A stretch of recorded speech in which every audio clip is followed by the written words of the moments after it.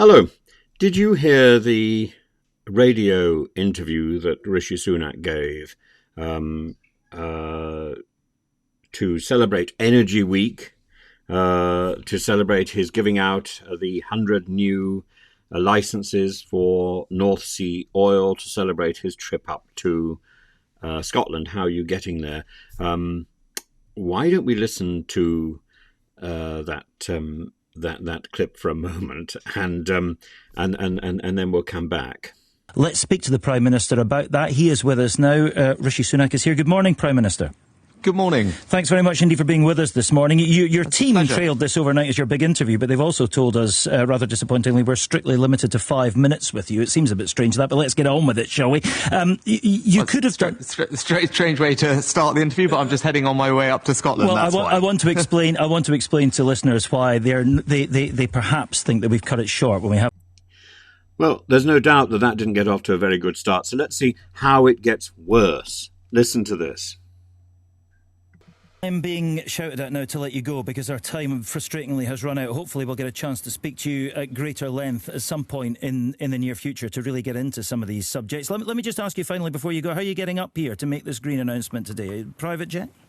I'll be flying as I normally would, and that is the most efficient use of my time. But again, I think actually that question brings to life a great debate here. If you or others think that the answer to climate change is getting people to ban everything that they're doing, to stop people flying, to stop people going on holiday, I mean, I think that's absolutely the wrong approach.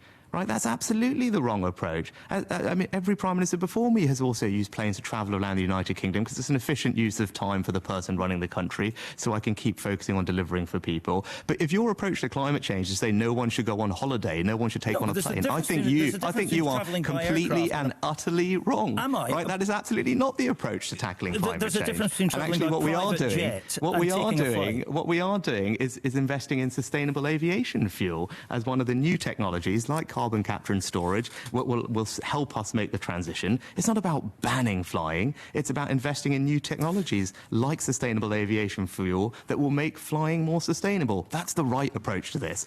But I look forward to having that conversation with you again. Thanks very much for having me. We have to let you go. Will you commit to coming back on and speaking to us longer in future? I think this is the second time I've been on your show in the short space of time I've been Prime Minister, but I'm sure I'll be there again in the future. I hope so. Rishi Sunak, thank you very much indeed.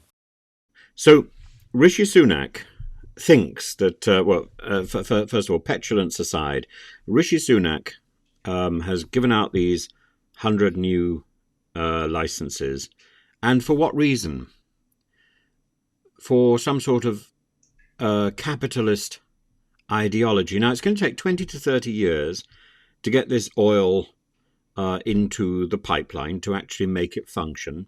In 20 to 30 years, surely we're going to be facing the crunch of net zero. He would say that we don't want to be susceptible to the dictates of Putin or MBS. Well, no, but they'll be dead by that stage. Even the people that the Conservative Party had commissioned to look into this sort of thing, the IEA, the International Energy Agency, produced a report commissioned by the Conservative government in advance of COP26. Will licensing new North Sea oil plants help us over our 1.5 degree target? The answer is no, it won't. But the confidence that has propelled the present government post-Uxbridge to savage green policies. Many people in polls say that they care about green issues. They care about climate change, particularly younger people. They may not care about the solutions which are proposed about separating waste, about changing cars, but they care about the principle. And maybe our solutions are the wrong solutions.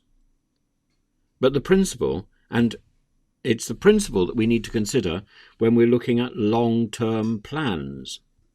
Long-term plans which are going to lead to the extinction of the polar bear. They're going to lead to more continent-wide drought. They're going to lead to the assumption that wildfires are going to happen.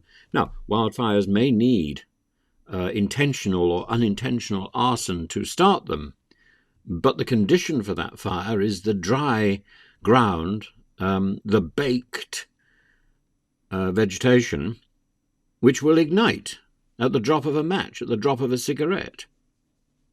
So, yes, you may be able to pin the start of the fire on some twit, but the only reason it burns at all is because we are in the middle of climate change. And that is the point made by Kyriakos Mitsotakis.